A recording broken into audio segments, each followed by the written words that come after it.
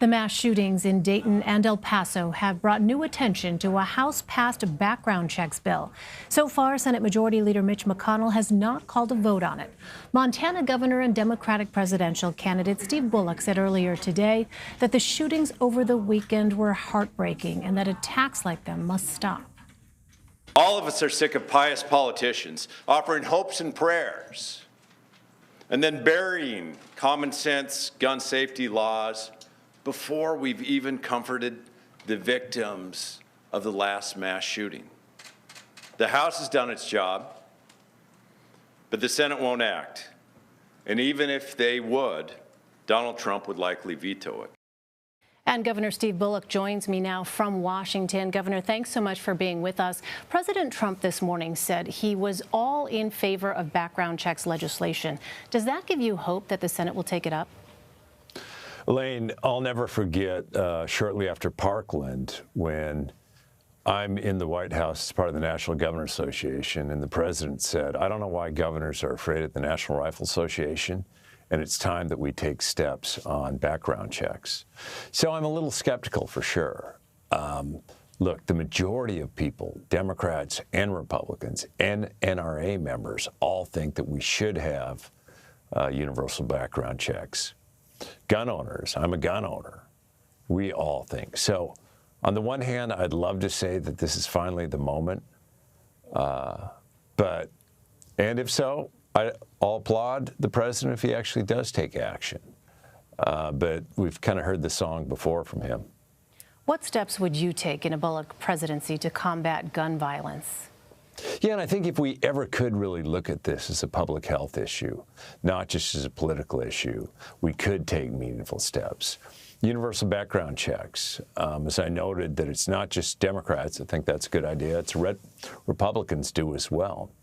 Red flag laws to be able to remove a gun at times. And, you know, even states like Indiana have passed that. We need that at the federal level. Fixing the instant check system to get the data in to ensure that we have it.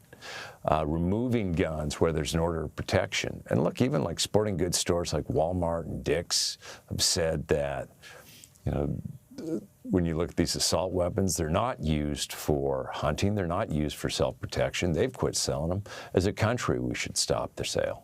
So would those specific weapons be outlawed? Well, I think the continuing sale, yes. I mean, if I was president, I'd do a voluntary buyback, but not a mandatory. So you are a gun owner, as you said, a hunter. You've also spoken about how your 11-year-old nephew, Jeremy, was shot and killed by a classmate 25 years ago. How does that inform how you think about this issue of gun violence? Yeah, it was at the time, I was actually living in New York City in my last law school class when I got called out to learn that a 10-year-old had brought a gun and shot on the playground in Butte, Montana, and killed unintendedly my 11-year-old nephew, Jeremy, and said that there were two victims that day.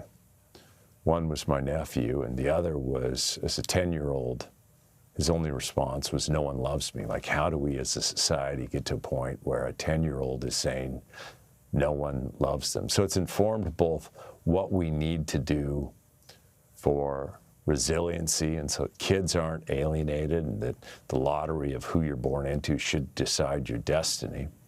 But it's also along the way said, and especially, you know, look, I've lowered the flags 9 times since the Vegas shooting. What we're seeing more and more and larger suggests that we need to take some action on gun safety.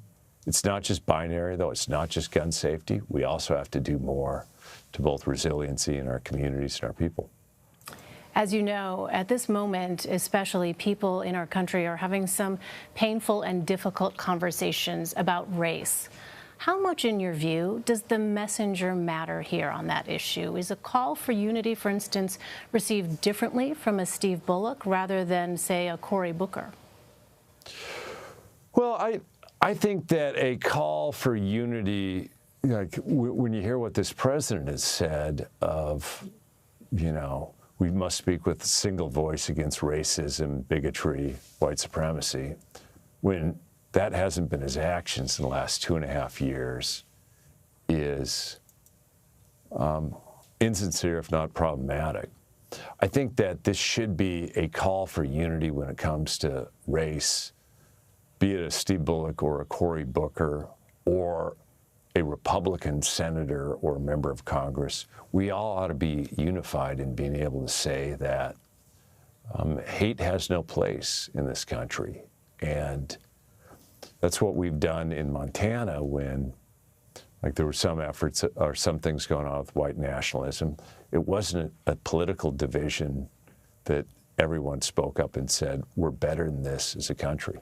I guess what I'm asking is, in your view, though, has the polarization as it exists in our country now surrounding the issue of race specifically meant that it very much does matter who the messenger is?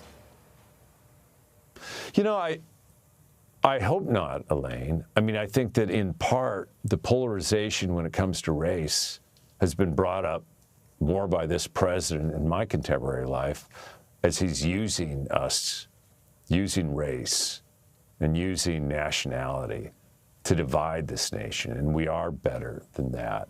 I would hope that my voice when it comes to what we need from unification as a country and finally recognizing that the challenges of 2019 for people of color didn't start just in 2019, that voice is effective for all of us that are in the public sphere right now. Earlier today, you said that on the debate stage last week, you saw President Trump's reelection become, quote, more likely with each passing minute. You're the only Democrat running for president who also won and governed a state that went for President Trump in 2016. What is it that you think your fellow 2020 candidates are missing about people who supported him and also Democrats who did not vote in the last election? Yeah, and I think we can't have these discussions that are detached from people's everyday lives. I mean, if you look at, you know, you're up to about the point 44% of Americans don't have $400 in their pocket in case a car breaks down or an emergency. 60% of people working harder, making less, haven't had a real pay increase in the last 40 years.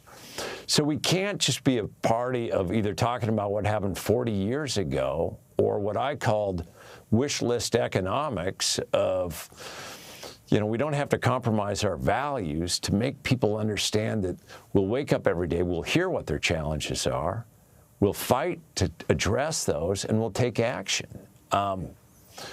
Yeah, as you noted, I'm the only one in this race. Donald Trump took Montana by 20, I won by 4. 25 to 30% of my voters voted for Donald Trump. If we can't win back some of those places that we lost, the Michigan, Wisconsin, and Pennsylvania, for all the discussion on the Democratic side, we're not going to win this election.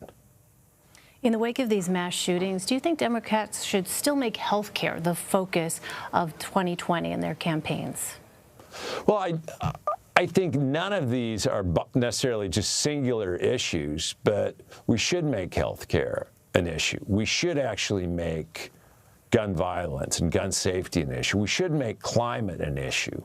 You know, what I fought for in my 10 years of public office, sort of the fight of my career, has also been the corrupting influence of money in our system. You mentioned, you know, the NRA. When I was growing up, it was a gun safety, a hunting, and sporting organization. Now it's a dark money-filled political organization just to divide us. So unless we're willing to address that, unless we're willing to address that before Citizens United, 2% of all outside spending came from groups that didn't disclose their donors. In those midterms, it's almost half. It's going to be that much harder to address all these issues, Elaine. Well, you've proven that you can win in a Trump state. How do you also plan to win in more progressive ones in the primary? Yeah, I think if the definition of progressive is actually making progress in people's lives, I'd take that record up against anybody in this field. I think Washington, D.C. often becomes a place where talking is the replacement for doing. Our plans are written for press releases. But even with a 60% Republican legislature, we kick dark money out of our elections. We've frozen college tuition, have the 4th lowest tuition and fees in the nation. We've expanded health care and reduced costs. So in bigger states, smaller states, progressive communities. I can talk about what I've done and what I want to do that will meaningfully impact people's lives today, not a decade from now. You've talked about your support for ending the Senate filibuster rule. Is the Senate run something you've ruled out at this point? I have, and we have some good folks in Montana that I think will be able to take on Steve Daines. It's very, very important that we capture the Senate and pick up more seats. But I also wish that folks, instead of, the Colorado and the Montana and Texas, we also need to be having a conversation. How did we lose North Dakota?